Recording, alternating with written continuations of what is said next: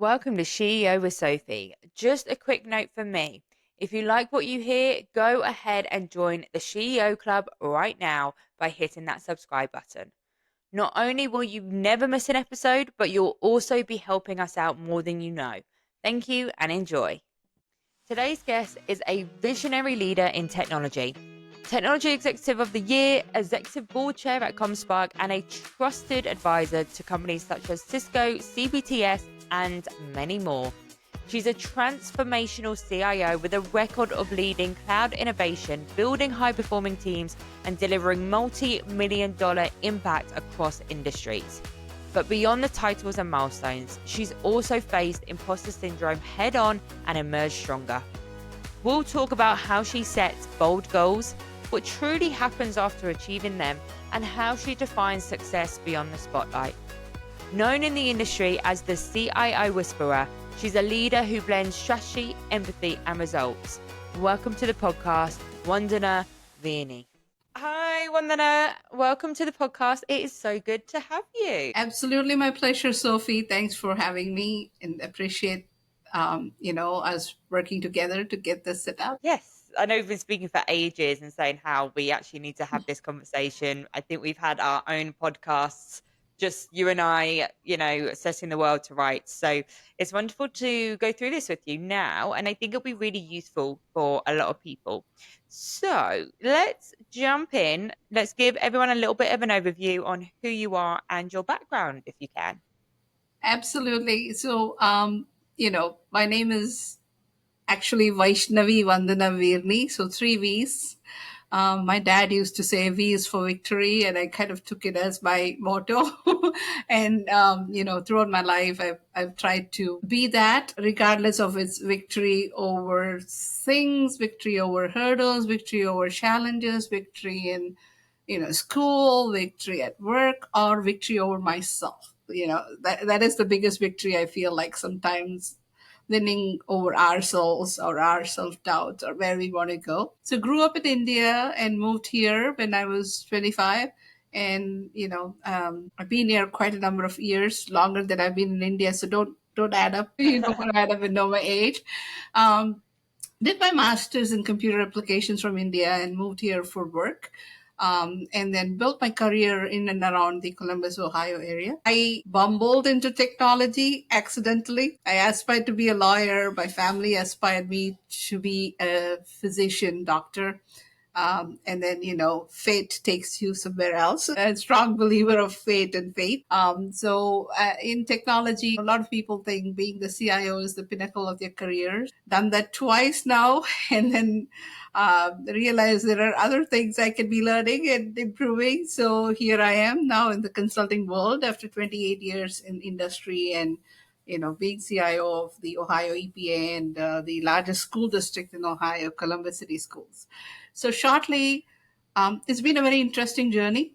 And I feel like, I'm very blessed to get a lot of opportunities that might be denied to others. So very happy to be where I am career-wise, mother of two. During the COVID, I used to say I have 50,002 children, including all the students at Columbus City Schools. And my son, who was in the same room learning, and said, no, she has only two. And I'm like, yes, and then add two to the 50,000. So blessed to have been that provider for 50,000 children as well. And a wife of one, met him at 16, and been together quite a number of years now. That's been a fun journey too, the personal part of my journey, and a lot of transformation. Since 40, I started getting on a spiritual journey, and a strong person of faith, but the spiritual journey was more interesting for me and where I am and evolving as a human being. So Yeah. Oh, I love that. And it must be so rewarding your career, obviously so far, but working with the schools. I mean, that must have been really rewarding for you. Hopefully helping them and seeing the impact firsthand. absolutely, it was one of the I would say all of us look for the purpose in life. We are at a certain point in a career, we're looking for what is the purpose, what am I leaving behind, apart from leaving behind a lot of people that I can develop as leaders that can lead on their organization. The other thing I wanted to leave behind was a lasting legacy. It shouldn't be like she came, she lived, she left. It had to be something a little more than just me and my family. So that entire 4 years, and most of it through the pandemic, has been one of the most rewarding and fulfilling time of my career. I say this, Sophie, I say if I help one kid graduate, right, I've broken even for myself and what opportunities were given to me. And then if I help four graduate, I've broken even for my immediate family. That every the fifth kid and beyond I help graduate, that is the legacy I want to leave behind, because that is the future. And some of our students were victims of fate. That's how I call them. They had a lot of absent parents, raised by grandparents and other relatives. It is not easy to get out of that. Or even if they were raised by parents, these parents were struggling to put food on the table, right? Learning remotely was a huge challenge for a lot of them. So navigating them through that, helping them through that, so our students can have a meaningful learning journey through the pandemic, has been by far the most rewarding phase of my career. Yeah, that's so good to hear. Leaving a legacy, I absolutely love that. I think that's something that as you progress through your career and figure out what you want in life, I'm hearing this more and more, especially from women. And I absolutely love it when someone says it because, yeah, let's leave something behind. Yes, we can leave kids behind, but let's also try and leave something else behind if we can as well. So, yeah, I'm all for that. I'm also interested because you mentioned obviously you're now in the consulting space, which obviously I know quite well. I recruit a lot in the consulting space. I find it really interesting, and I can assure you it's probably very fast paced. What I suppose drove you to get into consulting, and how do you find it? So, as I was the CIO when I was looking into consulting, right? And I always like to challenge myself. So every job in my career that I've taken on has been a challenge, either learning a new area. My goal was to learn 360 in, in technology, or being part of a different side of IT itself, technology organizations itself. So then, as I'm maturing both in my career and my personality, I was thinking, hey, I've been a leader. It's always been operational, like adrenaline rush. What would I do, or how well would I do as an individual contributor? And part of me is also thinking of an exit strategy for myself. Yeah, And eventually, some of us can never really retire. So, what would I do if I retire from a full time job? Would be to go into consulting myself. And so nice. I'm trying to learn the business of consulting as I am helping my organization flourish and grow as well. And so, two reasons: one, how would I do as an individual contributor? And Yeah, two, looking at it as learning an entire new side of technology business. Because as a leader, I've always been on the other side. So, how does it help? So, I tell people I went from being a CIO to a CIO whisperer, because right now I help other CIOs through their transformation journey. I consult on technology strategy and CIO advisory. That's my primary, lines of consulting or practice of consulting for me. So yeah, I went from being a CIO to a CIO whisperer. I help other CIOs through their transformation journeys. yeah, that's fantastic, and it's so important. Such an important role, and you've been there, done it. You've got the t-shirt. Now you're helping other people. And the point that you mentioned around you're thinking a few steps ahead about what you want to do next, and you know that this is something that you need to learn. Yeah, I think that's so beneficial, and I think that's really relevant for people because I always say, whenever I'm coaching someone or speaking to someone, always think about, okay, what are my goals in say 5 years time, 10 years time, work backwards from that. Let's figure out what we need to do to get there. So for example, I need to learn a business, how a business runs, how a consultancy runs, so then I can eventually have my own consultancy. What a great idea. I don't think I'm the first person to think of that, but thank you. No, but it's a good idea, I have to say. So you've held obviously multiple C-suite positions and obviously leadership roles as well. What made you want to get into the world of leadership? So very interesting story. I was 15 years old when I was watching Nadia Comaneci win the World Gymnastics. And she had won it years earlier, but I watched the video when I was 15, and she was 16 at the time. She won the, you know, worldwide, or the Olympic for gymnastics. And I'm thinking I have one more year to become something like her. And then I said, is that a possible goal? Because I have no talent in gymnastics or any sports. Is that a possible goal? So I set myself a goal, and I said by 30, I had to be a leader in some field, whatever field it might be. At the time, the goal was to be a physician. Then I said I should be running a hospital at 30. Because in India, you go from 12th into 5 years of studying for medicine, and then you're a doctor. It's not a long journey like it's in the UK or the United States. So, I was thinking, oh, that's what I will do. And then, as I got into, a bachelor's in computer science, I'm thinking, okay, I'm going to be a manager by the time I'm 30. So I hit 30 and I became a manager.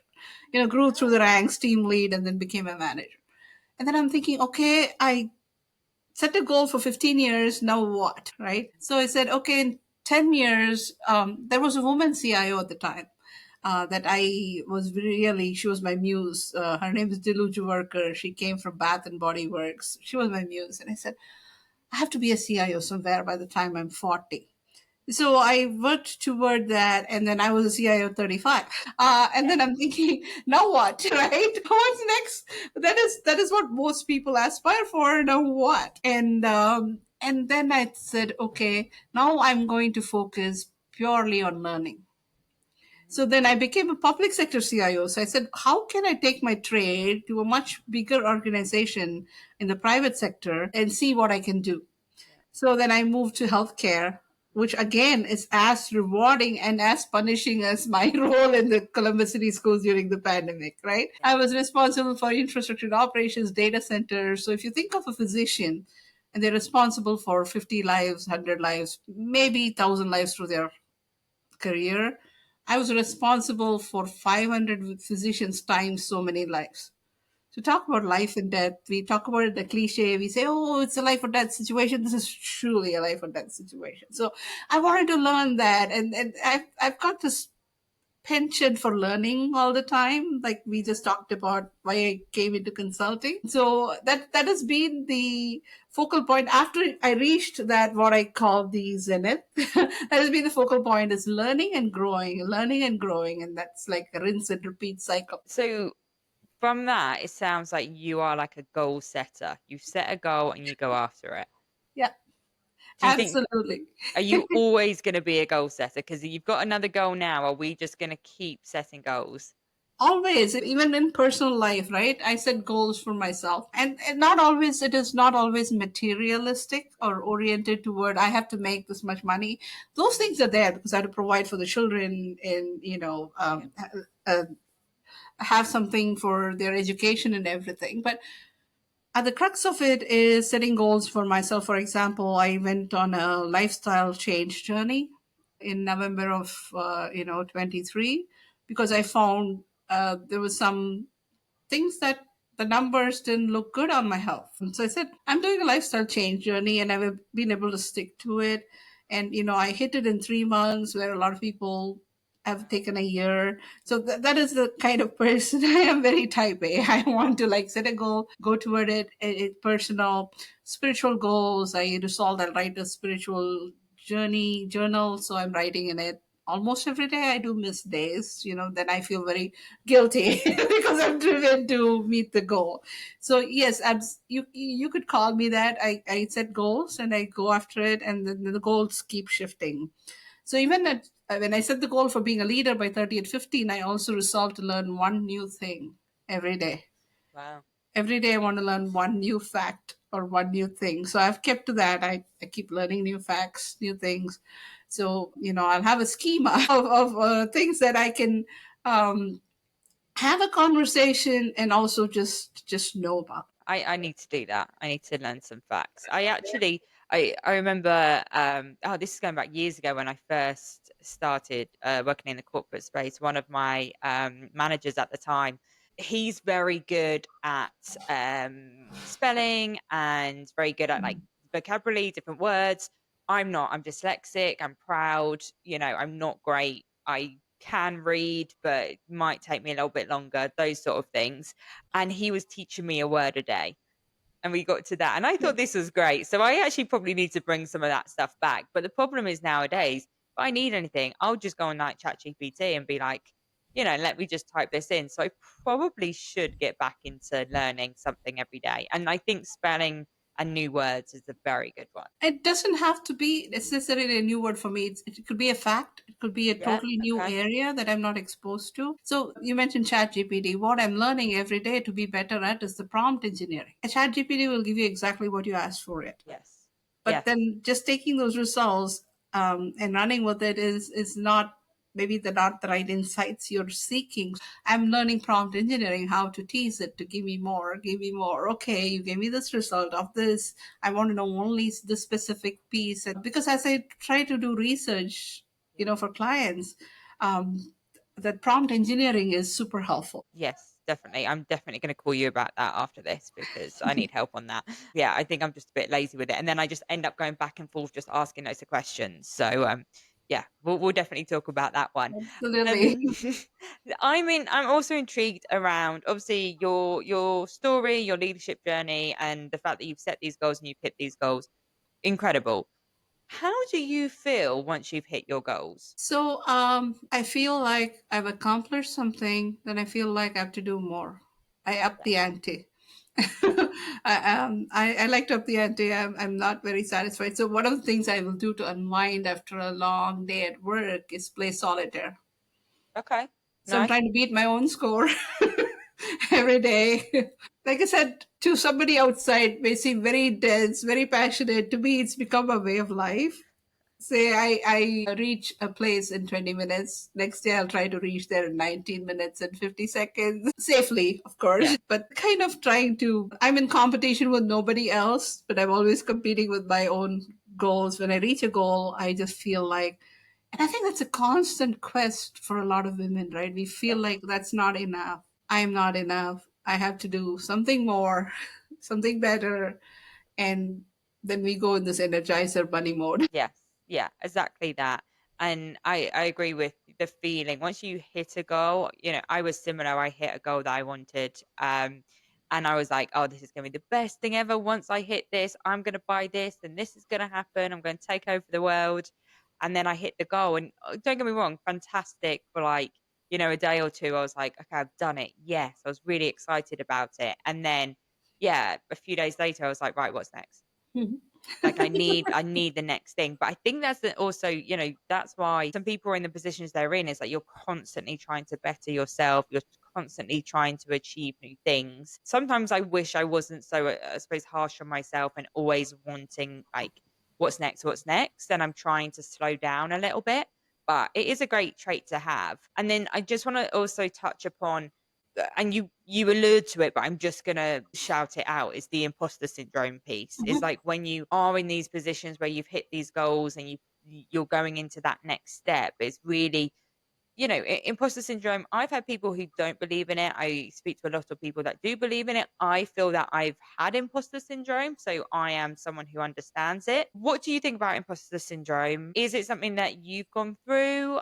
And how do you, I suppose, get over it or push through it? Absolutely. So given the type of goal setting and achieving it and not feeling like it's enough, this imposter syndrome comes with every role, Yeah. be it personal roles I play or professional roles I play, Mhm. and sometimes it's day by day. Yeah. Right, when you even in your current role, you're doing a lead role, and then there is that syndrome.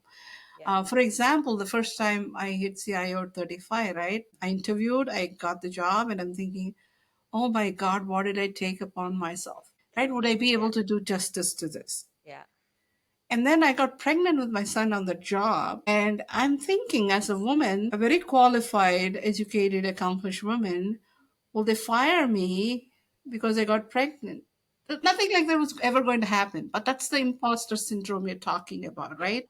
You Yeah. feel like, oh, I'm in this role, you worked hard for it, they just don't hand it to you. But and then you sit there and think, will I be able to add value to this? Yeah. Right? It doesn't come from a fear. It comes from the need to validate yourself. And how did I overcome it? By working super hard Yeah. to prove myself. And then I went and told my boss I was pregnant. She was so happy for me. And I was like, such a relief, right?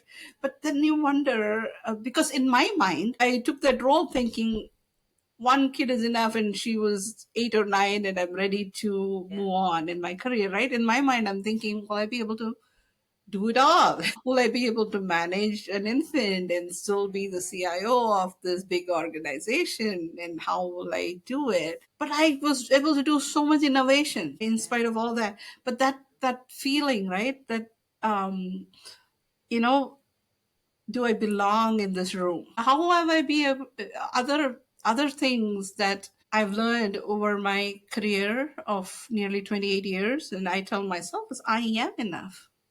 Yes. And I've earned a right to be in that room, and I've earned a right to be at that table. And my credentials speak for themselves. I don't have to keep speaking for myself. Yeah. And then if I'm very good at what I do, that speaks for itself. Yeah.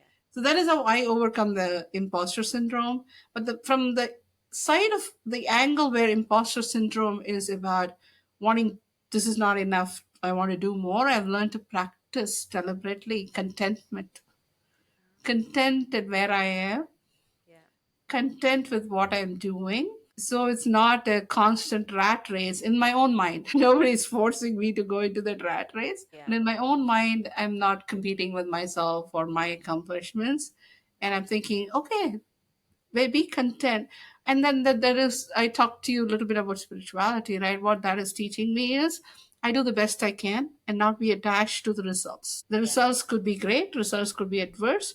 We take it in our with equipose and we move on, and not compromising the level of work we do. Yeah. There's about 100 things I want to dissect there. The other thing that I find around the imposter syndrome is I'm not too bad at this now, but it's also you overthink what other people are thinking about you. So, like for example, it's like you go into a boardroom and you're like, "Oh, well, they think I shouldn't be here," or it's all around like I suppose what other people think. Or you might be like managing people that are a lot more senior than you, and you're just like, "Well, what are they thinking about me? Do they think that I can manage them?" That's something that I think I found with like the imposter syndrome piece and a lot of people that I speak to. So that's obviously similar to what you mentioned, and I'm sure that that's probably in in line with what you felt as well. Absolutely. It's just not in my mind. The whole thing that we want to excel is how people perceive us. You hit Yes. it spot on, right? So that perception is what you're worried about, and that Yeah. perception is what you're trying to work toward Hmm. without realizing that is their perception. And Yes. that isn't the reality, right? And perceptions can shift and change. Yeah. But if you imposter syndrome, what it introduces in your own mind is a self doubt. Yes. And when you have Yeah. self doubt, you don't show up confident. And that alters the perception too. Yeah. So, I was at a company where I turned a certain, 29. And then my manager was the CTO, and the CIO told me, wait 10 years and you'll be so much wiser. And what that wisdom does for imposter syndrome, it's true, is that at some point you're only worried about delivering, not worried, you're only focused on delivering. You Yeah. stop worrying about what other people think of you. Yeah. And that doesn't have to be an age related thing. Hmm. We can practice that kind of mindset Yeah. even earlier in our careers. Yeah. I agree. I agree. I want to also get your advice because you say that you practice contentment, sorry, and being content. I need to learn this. What do we do? What do I need to do here? So it comes with, it takes years, depending on your journey. You could hit it in a month, a week, right? Okay. You talked about, right, when we both talked about it, when we set goals, we are like, what is next, what is Yeah. next? But practicing being at the moment, Mm. being mindful about the moment, Mhm. is going to make us less wanting to be more, wanting to do more. that doesn't in any way derail your I don't want somebody early career listening to this and saying, oh, should I not aspire to grow? This is not about growth. It Hmm. is about being, Yeah. and stop becoming. That's not same as growing. Yeah. And you have to enjoy the moments. You have to Yeah. enjoy going through everything. I find that, and this, everyone says this actually, but I find actually going through the progress better than actually reaching the top or reaching your goal. It's like going through the challenges, going through the transformation, having some of those days that are a little bit tougher sometimes, but going through all of that and seeing the growth, I find so much more rewarding than actually hitting necessarily what that goal is that I have. So happiness is the journey, not the destination. Yeah, so true. You, just what you said, right? So Yeah, happiness is the journey. It is not the destination. Like you said, watch yeah, ourselves grow, transform our yeah. personalities, how we Hmm. think, how we approach the world, how we show Yeah, up for the world, how we show up for others. yeah. Yeah, you definitely articulated it better than I. So we'll use that. um, the other thing that I wanted to speak to you about, because we've spoken about this, you actually, and this kind of sparked us saying, right, we're doing a podcast, is you were talking to me around something called Superwoman Syndrome, which you kind of touched upon. But I'd love to dive into that a bit more because you gave me a good explanation of what that is. So yeah, I want to get your thoughts on it. And so first I would like to talk about why is it so? Why do women always feel like they have to do it all? They have to be Yeah. super women, right? Hmm. And that is not necessarily an explicit bias. People no longer treat women differently explicitly, but we're talking about implicit bias that drives people to behave and act in a certain way that makes you then want to be a superwoman and show them you can do it all. Yeah. Right? I'll give you two examples in my own career. So I was reporting to the CTO, and we were a bunch of directors, four of us, and I was the only woman, only colored woman at the table. Yeah. Right? We are talking about a club of white men, and there's Hmm. nothing wrong in that. I really like them, and they're all very fair, superb human beings, and really good leaders. Yeah. But what they did not explicitly feel I was different or not, did not belong or not one of them, but there was some implicit bias. So we're sitting and doing a Mercer study. Mercer is a HR study, and we're looking to see if our team compares with the market for people like us. And we're doing some calculations, and there was a question on what kind of percentage impact this will have on the budget. So in 20 seconds, I'm doing mental math and saying this is the percentage impact it will have. And I thought everybody heard it. And then people go on. And then 20 minutes later, one of my male peers says, oh, this is the percentage, which I had answered 20 minutes before. Love And it. I actually said out loud, I said this 20 minutes before. And everybody's saying, oh, that is a good find, good calculation. And I'm like, you don't have to appreciate me, acknowledge that I said it 20 minutes ago. Yeah. Yeah. And the answer I was given was so and so speaks less. So when he speaks, people listen to him more. And you speak a lot, so we didn't listen. But that is just, again, a stereotype given to women, right? Yep. That is an Mhm, implicit bias that comes out in spite of them being very decent leaders and human beings. mhm, Very fair leader and human being, right? And I sit there and wonder, will I ever be able to win over that implicit bias? The other one was I was in Columbus City Schools and trying to get into a membership for the school's network, and the CEO is trying to sell this to me, right? And he keeps addressing me as Mr. Veerni, Mr. Veerni, Mr. Veerni. And then I corrected him a couple of times. And then I said, Mrs. Veerni, instead of apologizing and saying, hey, your name is different to me, because my name's not Mary or Sophie or Sarah. yeah, And I didn't recognize your name as being a woman's first name or anything. But I've already told you twice, you're not listening to me. yeah, Instead of saying, I'm sorry, he says, there are very few women in your role in the school system. So I thought you must be a man. So not only there wasn't an apology, mhm, there is a justification why I should be a man. And I'm sitting there and thinking, oh my God. And that's why I started using pronouns in my email. But then I feel like an imposter because why should I use yeah, pronouns in my email?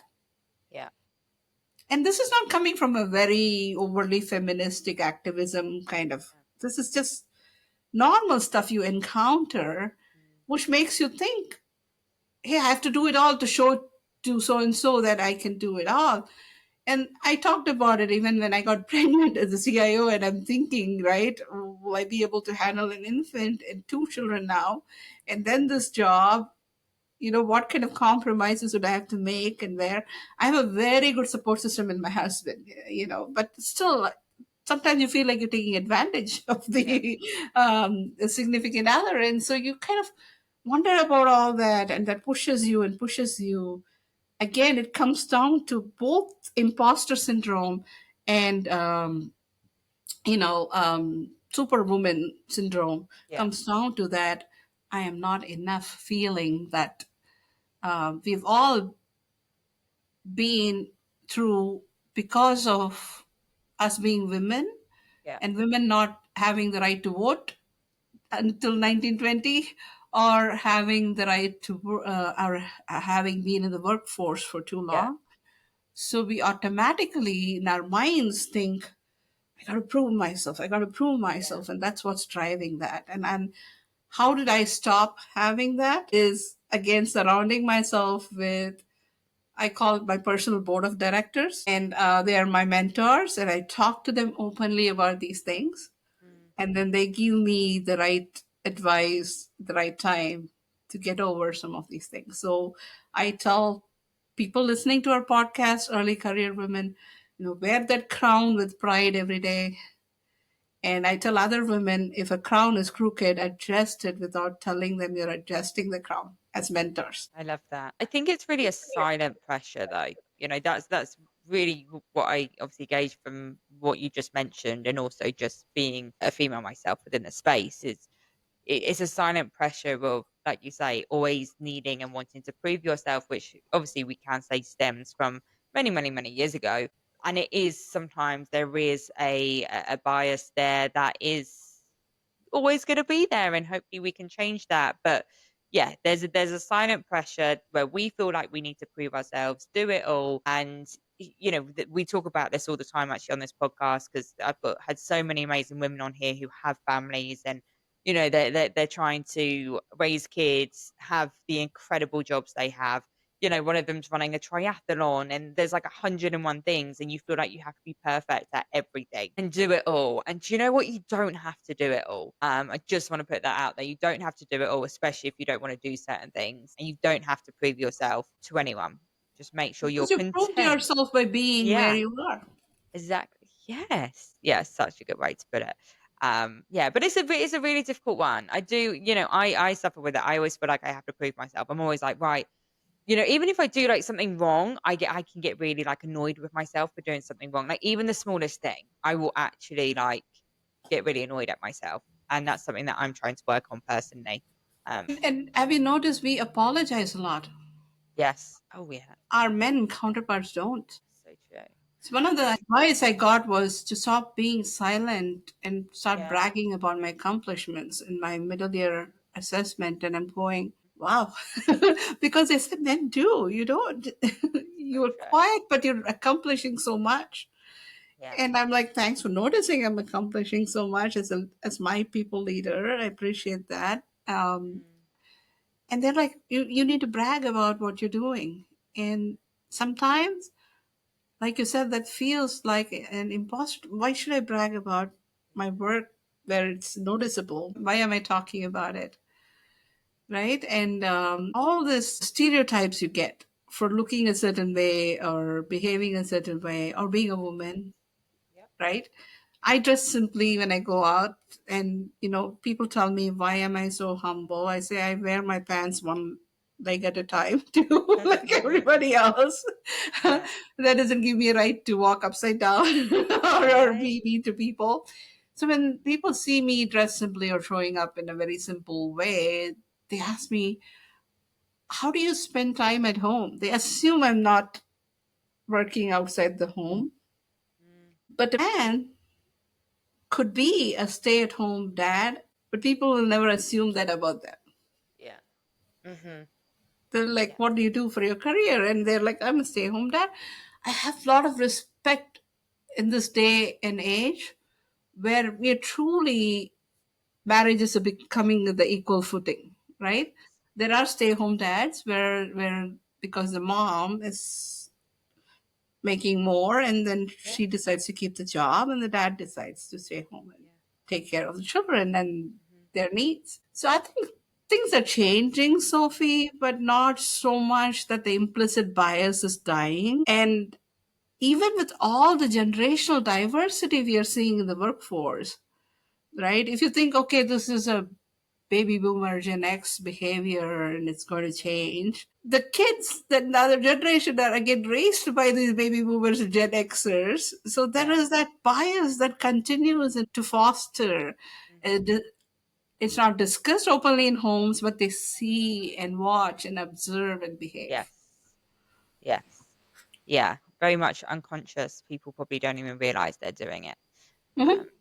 Yeah, which is crazy. And I do completely agree that the world's changing. I'm speaking to more and more people that are a lot more flexible around like the roles in a household, and I think it's fantastic. I think, whatever works for yourself, your family, that's all that matters. Don't worry about again what anyone else says. It's up to you how you want to live your life and what works best. I always remind people that. Another question that I have, because we've touched upon it, but this is really focused around, I suppose, women in technology and leadership who are dealing with like self doubt or the need to overperform. Again, we've touched on it, but based on your story, your journey, what would you say to someone who is trying to become, a CIO, CTO within that space and they're dealing with self doubt on the need to constantly overperform? Absolutely. What I would say to somebody early in their career or to my younger self is to take the time and smell the roses. Things will come. Again, not very proud of these things, but I've never bunked a day in college or gone to the movies or done something fun. Just work hard, work hard, Proud work of you. hard, work hard, work hard. And now, even if I have the time or energy to do that, it's become part of my DNA that I cannot relax. So I will tell people to relax because growth is coming and growth will be there. And um, our biggest bottleneck to our own growth is our self doubt. I would tell myself, get rid of the self doubt. You have earned the right to be at a place Hmm. Yeah. because that's what the interview process is about. And I would also, this is not something I would tell myself because that has been my motto to always be nice first. And I would tell that to any early career people, be nice to yourself, be nice to others. And, nice gets noticed. Skills can be taught, nice Yeah. cannot be taught. And when I Yeah. say nice, it doesn't mean subservient, but be humble, Mhm. because with the humility comes great leadership potential. Yeah. I love that one. I completely agree with that. You actually technically took our closing question. So I'm now going to give you like 1 second to kind of rethink if there's anything else you wanted to add in around what is one piece of advice you'd give your younger self. Is there anything else that you would add to that? To my younger self, I would again say focus on the journey, not the destination, because my goal setting has always been a destination. And Yeah. as I grow in my career as well as advance in age, my Mhm. goals are different now. Then I used to set that I had to be in a certain position, certain role. Those were the Yeah. goals. Now it's more like I have to learn something. I have to have I have to leave a legacy. I have to make an impact Mhm. to the CIOs I'm helping in their transformation journey. The goals are shifting from me and mine to us and ours. And that's what I would tell my younger self. As when you were goal setting, you were always focused on some role, instead focus on the impact, the journey itself. Like you said it right, Sophie, it is that journey and how you've grown through the journey as a person. Yes. Yeah. And it's really funny. I do actually see what you mean about, when you first start out, especially I think in your 20s, it is very much like about like your personal journey and I want to be the head of this, the C-suite. I want to be, and it's always around like a title, or actually, if you work in sales, it tends to be around a number Hmm. because obviously it's very numbers focused. You're like, I want to hit 1 million, I want to do this, I want to do that. And I feel like as I've got older, mine's really I'm in that shift right now where it's like, don't get me wrong, I still have some goals set for myself, but it is around the impact and how I can support those around me and lift other people up. And I think that's what now I'm in this sort of mindset. I feel like I can enjoy the journey a lot more because it's more of an impact rather than a set number that I'm fighting for. I'm trying to bring people with me on that journey, so I've got to enjoy the journey. Otherwise, what's the point of doing it? But that comes with a lot of practice. And that's what I want to tell all our listeners. Yeah, You got to practice that. yeah, Mindfulness is practice.